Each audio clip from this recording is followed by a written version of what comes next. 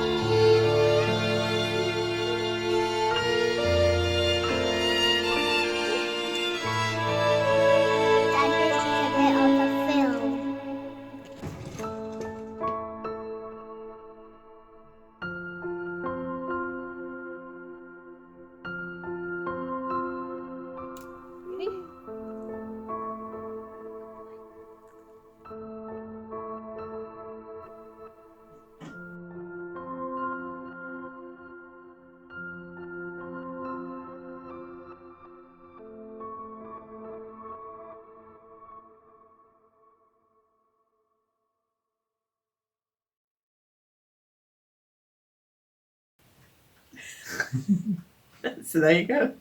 We did warn you it was going to be sentimental. Hope you're still with us. We're now going to show you a little film that we've made of a tour around the workshop. It's all a bit handheld and a bit woo, so we hope you don't get seasick. It is a right mess, isn't it? It is chaos. It is chaos. It is still a building site, very much a work in progress. So please excuse the mess. I hope you find this interesting. We're going to do a commentary over the top live, so it might not be very good. So this is our house. 1950s prefab forestry commission house. A couple of 100 yards away from the Dacorum Bay Forest. When we moved in, there was this old caravan, probably about the same era, and we used that as a workshop immediately, till it started to fall apart and was eventually helped by a little digger. At which point we moved these two portable cabins in and popped them on the same site. And then slowly, as money and time have allowed, we've built this shed over the top, which has all now been insulated and wooden clad to match the house. This is our commute to work. This is the kiln shed. Or will be. Eventually. And this will be the kiln. These were some bricks that were part of a kiln that belonged to a potter called Edward Hughes, who died, and his widow gave us the bricks, and so we intend to build another kiln from those. This is my gadget that goes whee, so I had to use it. And this is us going in the workshop. Who's in here? Who do I spy? It's Hannah, decorating. This is my little section of the workshop. I love this wheel. It's got a Lotus wheel head and I make lots and lots of plates, so it's really handy. Bit of equipment for plate making. This is my little wheel. It's only small, but I really enjoy making big jugs on this wheel. And I'm going to try during the demo today to make one of these big jugs where I throw the body and then throw the neck separately and then gas torch it and join the two pieces together. And this is another little wheel that we have. Generally use this for turning because it's got a really nice wide wheel head on it. It's a rotor wheel, so it's a German engineering. It's really good. This is my Woodley's kick wheel, which I've had since I started.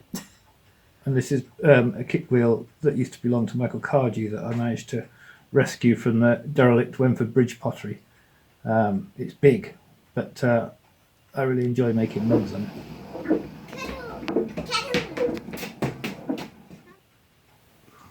We use the peg system throughout the workshop. Look at that, great batch of mugs. Hannah's such a great production thrower. And all throughout the workshop we have pots. These are all old country pots from various different regions of the country. Old cider jars and things. And some dinky toys. I do like dinky toys.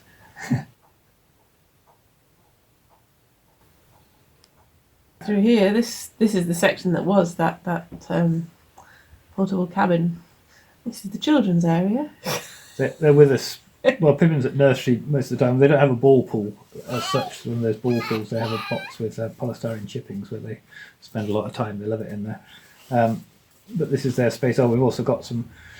Well, it's where everything's stored at the moment. This is some of our finished pots that we've got stored in there. We're currently having a new shed built to hold our finished work. You'll see that in a minute. It's being built as we speak. Slab roller. We make a lot of press dishes. Doug makes them for Goldmark Gallery. Collection of various assorted moulds. We're going out again. Hold tight. We're heading to the kiln room.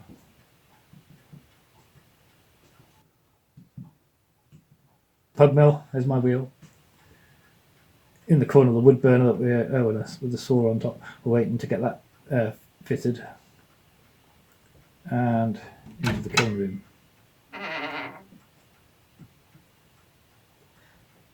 We've got a collection of electric kilns in here and racks for, greenware and bisque pots, and currently probably everything else as well. We use the electric kilns quite a lot, but we really, really yearn to get another wood kiln built. We do have a wood kiln, but it's 25 miles from here. This end here is the wood workshop where we make children's toys and things like that, but it's also a bit of a dumping ground at the moment while we get the place sorted out. And then we're going back out into the little garden, and here is the shed we're having built to hold our finished work. Which looks really bizarre at the moment, but It does at the moment. It's going to have windows in the side and the front. it'll be pretty in the end. It will be in the end, and that's going to be covered in the same weatherboard as the rest of the workshop and painted green.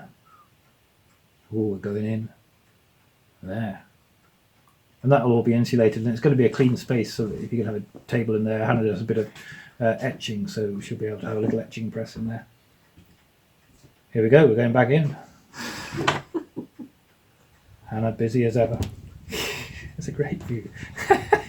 Ouch! And now we're coming to the going back out into the kiln shed, which again is another place where lots of stuff has been piled at the moment. There's all sorts of stuff out there, which is going to get used up in the building of the place. These are our raised beds. We're trying to grow as much of our own food as we can, and we have a vegetable garden around the back of the workshop. We're starting to build some raised beds in the front. So there we go. That's it. That is where we work. We better do this demo.